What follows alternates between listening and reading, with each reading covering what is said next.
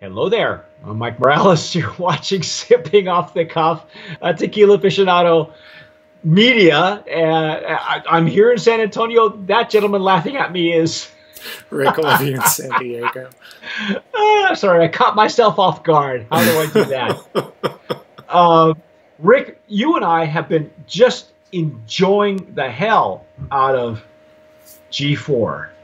G4. This is Felipe Camarena's Fourth generation. This is like an homage to his sons, right? Kind of, sort of, at least the name. It's his legacy. Yeah. We during the Blanco review, we talked about how the bottle it's the same bottle that you see with Terralta, only it's flipped over in reverse. Which I think is very clever because you buy twice as many bottles and you're filling it with two different types of tequila. That's smart. That's just smart. Yeah, you know what I noticed too, and I just brought this up to Rick, is that it's got the distillery. I think that's actually his initials. Camarena. Right. And then on the tape, if you look at the tape, it's got the name of the distillery, which says on one side says Destilería, on this side says Destilería, and it says over here El Pandillo, which is his distillery. And so that we don't forget, in case you're just catching us in the middle of whatever review because you don't like Blancos and Reposados, but you like Añejos, the NOM number is 1579. Several of his tequilas come out of there. You may have seen our Pasote reviews. Yep, there you go. Great packaging on that. Selección Artenon 1579, which we did last year. Of course, Terralta, which maybe you may or may not have video seen right here, or maybe it's right there. It'll show up somewhere. And now this is it. This is the whole. All three lines coming out of his distillery, and I'm going to break the seal on this sucker. What do we know about the añejo? What's besides the fact that he uses these ancient barrels to? Yeah, he uses these ancient depleted barrels, light toast.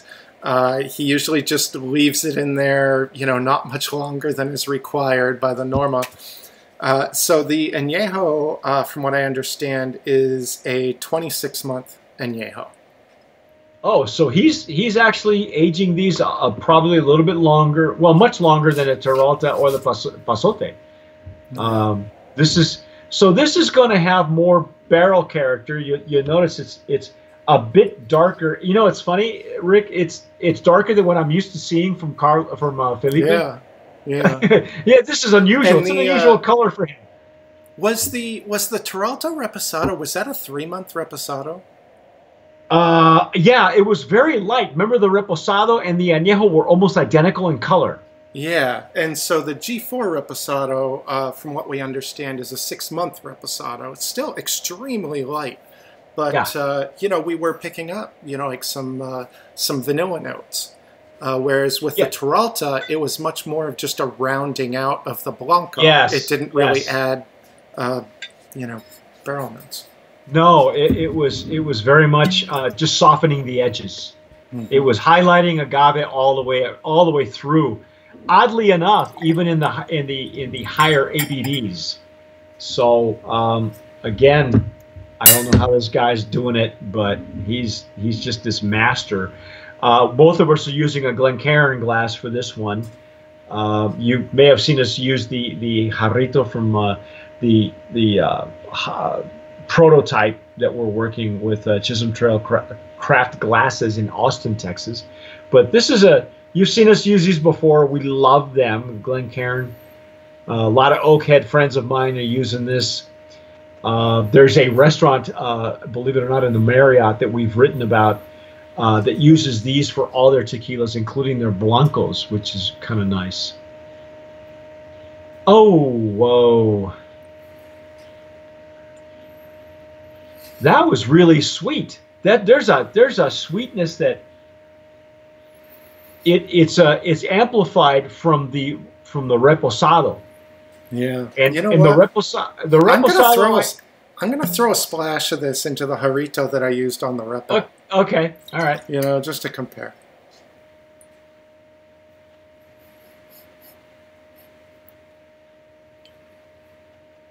to me, this is a much more spicy añejo.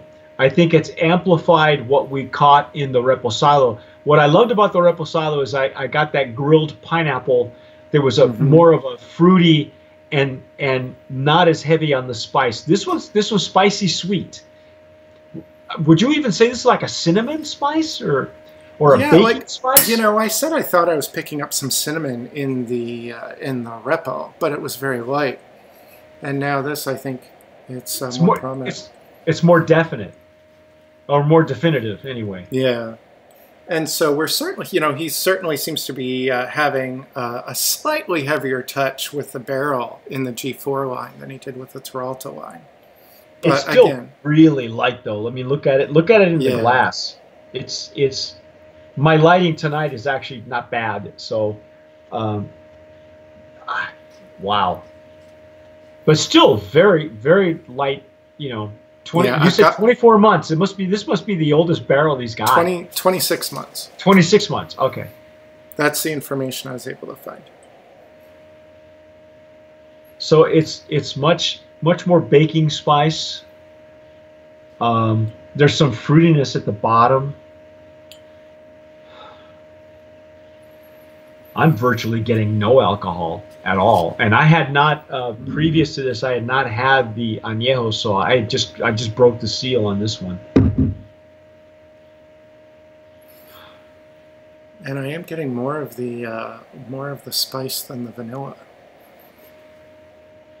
Yeah, but still very the Repo had some vanilla.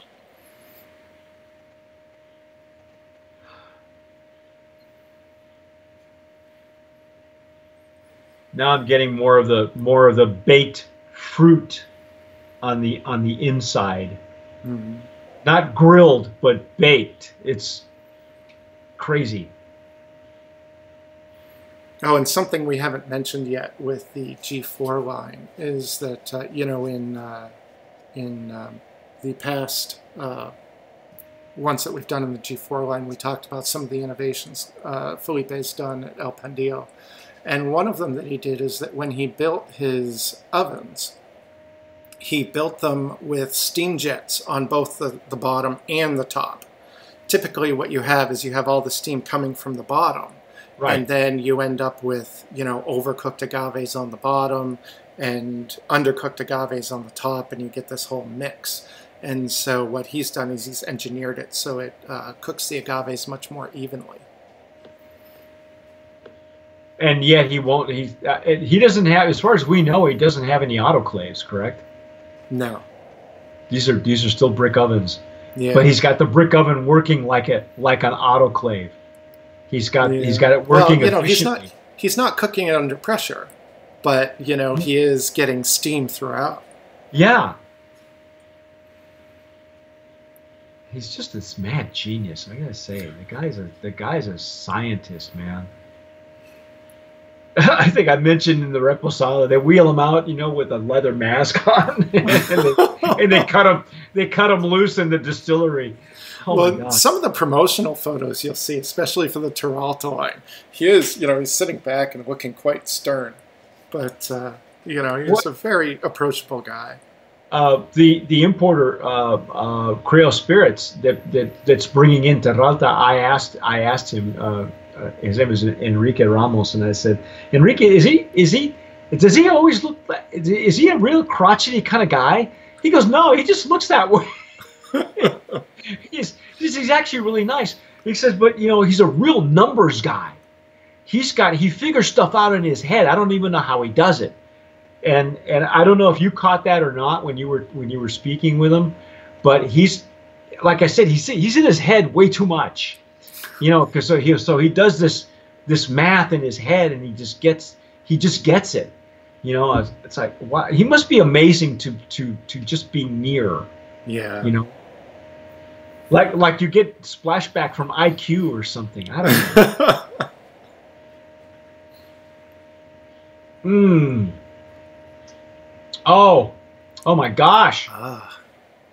Oh, it's like candy. Oh, it's this caramelized fruit. Yeah, it's not cloying though. No, no, no, no, no. Don't get me wrong. This is caramelized fruit. Mm-hmm. Okay,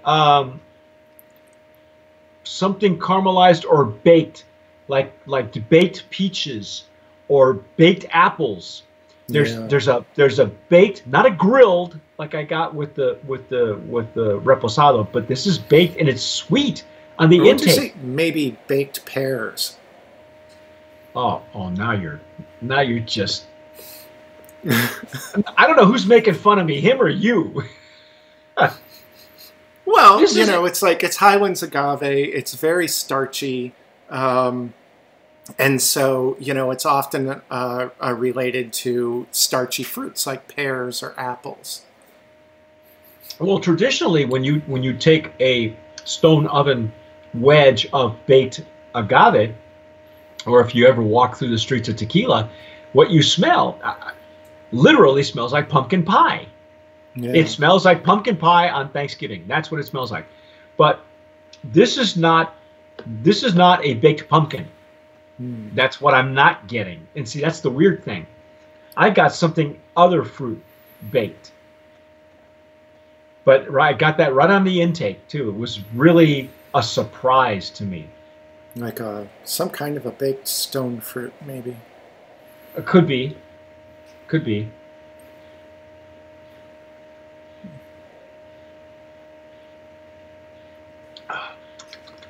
But lovely pepper as well. Yeah, on the after, like on the finish, you get a little bit of the bitterness that we talked about earlier. The finish is kind of a short to medium. It's not very long, so I'm not getting the warm fuzzy, but it coats your palate beautifully. This thing has got some nice structure. If you haven't figured it out by now, that each of these expressions are very complex.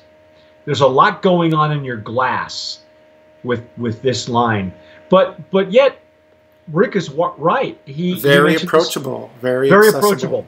Yes. Yeah. I think if we were to introduce somebody to Felipe Camarena and his method, in Spanish we would say, if you were to introduce a chef to someone, la cuchara del cocinero. The cuchara is his method, his style of cooking. Okay, cuchara literally just means spoon, but in cooking terms, you use that as a term of this is this person's hand at the stove or at the baking. So if we're going to introduce anybody to Felipe Camarena, we would probably use G4. That's what I meant. Because it's really, and like you said, if you wanted to learn more, if you want to get deeper into this guy's character, into his head, you go for Terralta, or you go with Pasote, because Pasote is just, but Pasote is an acquired taste. That don't try that at home until you're ready, because we are professionals here. Yeah. Wow. In music, we'd call that a deep cut.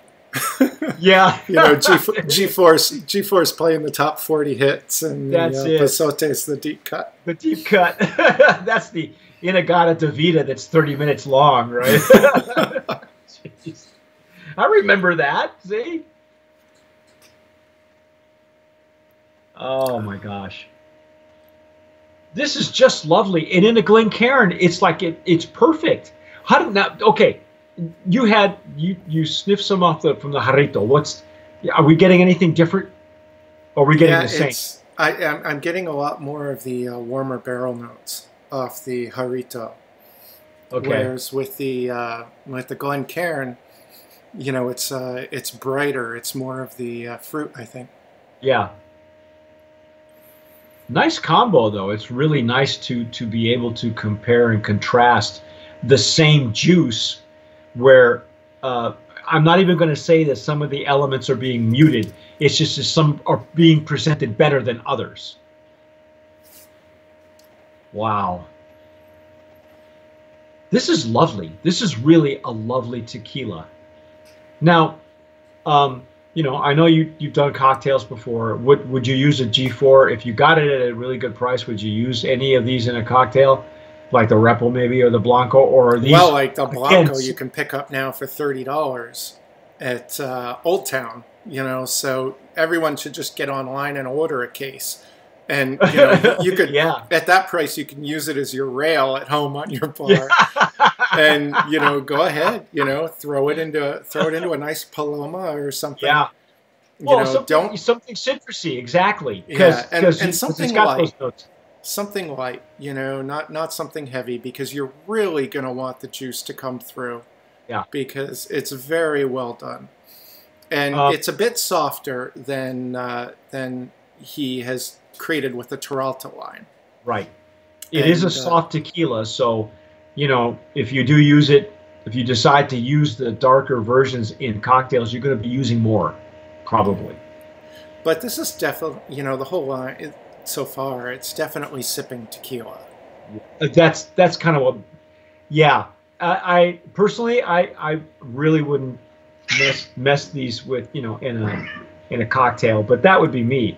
I also probably wouldn't pair this with cigars either. I think the notes up here are way too sweet to find a cigar that would be comparable. I think they would clash. I haven't had the XA yet. We're gonna get to that in a little bit, but I'm really just enjoying this one. This is just really something. And it's, you know, it's a great tequila for aficionados because there's a lot there to pull out and explore. But again, it's just very approachable. And so, you know, if you're an aficionado and, you know, every time you pull out a tequila, you don't want to be sitting there and examining the whole thing. You know, maybe you're doing something else and you just want something to chill with. Right. You know, this G4 line is great for that because, you know, you don't have to think about it. You know it's going to be great. Pair it with Netflix. You know, right? Netflix or your favorite, and G4. Your favorite sporting event. You know, that's what you do with this. Wow, it's just the more I let it open, the more I just let it sit there, the more I start pulling out of it. This is really insanely delicious. Wow. Yeah, and you know, I lean toward the younger end. You know, and my favorites are usually the Blanco, but you know, Felipe's light touch on the barrel. You know, it just feels right. It's light and it's always presents this gorgeous agave. Yeah, it is really. Again, it's an about face. It's a 180 from what we are used to seeing in reposados and añejos. Although, again, we've said it before, and other of the other tasters have said it. This year, particularly, there are brands that are making statements with the reposado, and Felipe has made a statement with every one of these, but his repos are really strong. They're very representative of the line. They are not the afterthought, you know, where we'll just pull this one out after 6 months and that one after 12 months, and you know, each one of his expressions have been very, very deliberate. So if you are a reposado drinker, you'll love his stuff because it's going to say something. But don't discount what the other expressions can convey to you, because you're doing yourself a disservice. You know, there are some brands you can just enjoy the repo, and they're made for that. But with Felipe, it's a whole other ball of wax, man. Yeah, you know, if you love tequila, you got to get some of Felipe's juice, because he's one of the best games out there right now. You know, he's probably top of the game. Yeah, that's saying a lot too, because from what we've seen for our Brands of Promise nominees and the ballots, there's a lot of stiff competition. People are.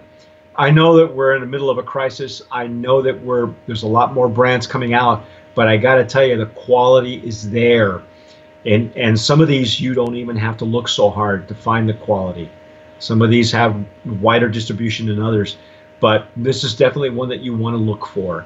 It's G4. If you're an oak head, it's probably not as deep and rich as you might enjoy.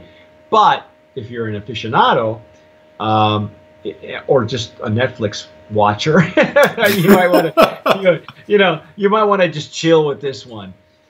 It's beautifully done. Again, Brand of Promise nominee in the Añejo Legacy category. Felipe has just done it again.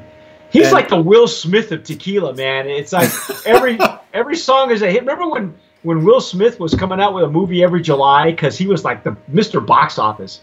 He's like The Rock now. You put this guy in your TV in your show, in your movie, it's going to be a blockbuster, and that's where this guy's at right now. Hopefully we'll see this get really big over the next year. We're hoping. The PR company that contacted us that made this happen for Rick and myself are telling us there will be a huge rollout. They're planning on doing this in a big way, so watch for it. And if you're watching this in August or like early September, and it hasn't rolled out, they haven't pulled that parachute cord yet, go get yourself some stuff now, because when this hits the market for the second wave, forget it.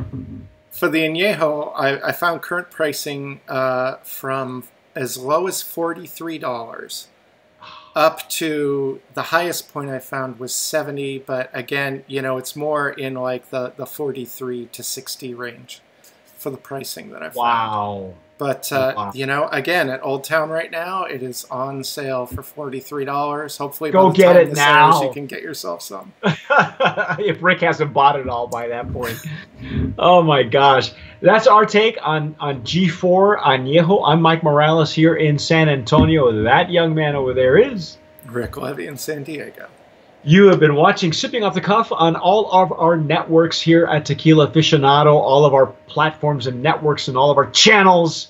Please subscribe, okay? Wherever you happen to watch us or listen to us, subscribe. You'll be very happy. You won't miss anything. There's a lot of neat tequilas out there. You might want to pick one or two of them up, just on our recommendation or not. But whatever you do like what we say here. Tomar sabiamente. Sip wisely.